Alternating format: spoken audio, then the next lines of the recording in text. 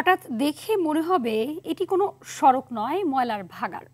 এসব সড়কে ড্রেন থাকলেও তা দিয়ে পানি নিষ্কাশন হচ্ছে না।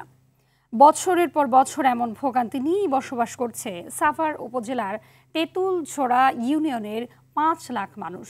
কেবল রাজনৈতিক মতপার্থক্যের কারণে দীর্ঘদিন এই সড়কগুলোতে সংস্কার করা হয়নি বলে দাবি স্থানীয়দের। ভোগান্তির কথা স্বীকার করে দ্রুত ড্রেন ও সড়ক সংস্কারের আশ্বাস দিলেন নির্বাহী প্রকৌশলী। বিস্তারিত জিয়াউর রহমান জিয়ার রিপোর্টে।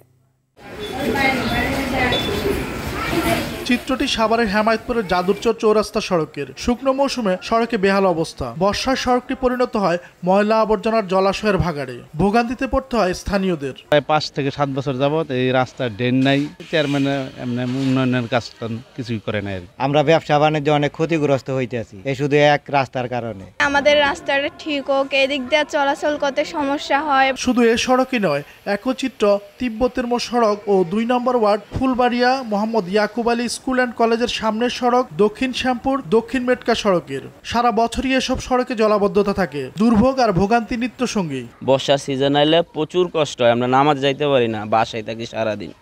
কারণ নামাজ জামাতে পড়া উত্তম।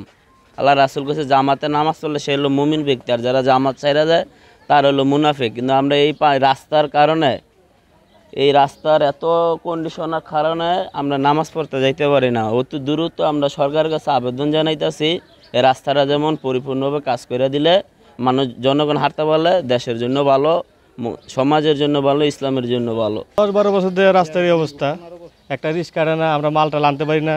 অনেক সময় আমাদের ছাত্রছাত্রীরা ট্রেনের মধ্যে পড়ে যায়। সরকারকে বলবো অবশ্যই এই রাস্তাটা অন্তপক্ষে ইমিডিয়েটলি এটা সংস্কার করা দরকার। কেবল রাজনৈতিক মতপার্থক্যের কারণে এসব এলাকার উন্নয়ন করেনি স্থানীয় জনপ্রতিনিধি। অভিযোগ স্থানীয় বাসিন্দাদের। যারা ফ্যাসিস্ট তাদের সমর্থন করার না কারণে এই অঞ্চলের বেশিরভাগ রাস্তাঘাটের সংস্কার হয় নাই।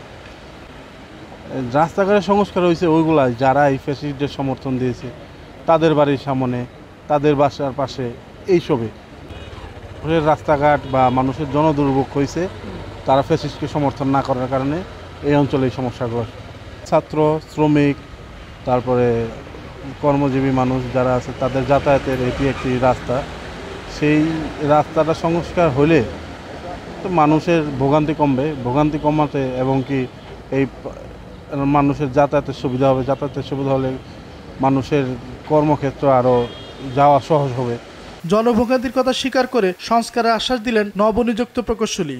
এখানে সদ্য যোগদান করেছি উপজেলা ইঞ্জিনিয়ার হিসাবে, এবং আমি এখানে যোগদান করার পরে আপনারা যে রাস্তার নাম বললেন, আমি আমার সংশ্লিষ্ট কর্মকর্তা সহ আমি ভিজিট করেছিলাম। এই ড্রেনটা হয়ে গেলে সমস্যার সমাধান হয়ে যাবে। বাদবাকি যেগুলো আছে সেমভাবে যেন আমরা করতে পারি। আশার বাণী শোনালেন উপজেলা নির্বাহী কর্মকর্তাও।